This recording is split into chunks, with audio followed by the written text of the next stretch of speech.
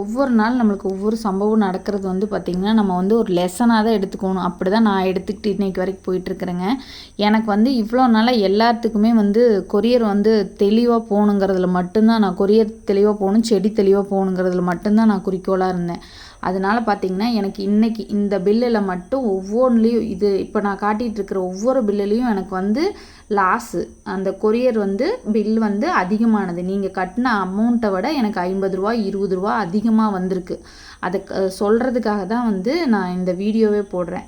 இவ்வளோ பில்லில் வந்து எனக்கு ஒவ்வொரு பில்லுக்கும் 50 ரூபா, மேக்ஸிமம் எல்லா பில்லுலேயுமே வந்து 50 ரூபா தான் அதிகமாக வந்தது. ஒரு சில பில்லில் மட்டும்தான் 20 ரூபா அதிகமாக வந்தது. இந்த சைடு இருக்கிற பில்லெல்லாம் வந்து நான் ரீஃபண்ட் பண்ணது. நீங்கள் கொடுத்த கொரியர் காசுலேருந்து மிச்சம் இருந்ததுன்னா நான் உங்களுக்கு ரீஃபண்ட் பண்ணது.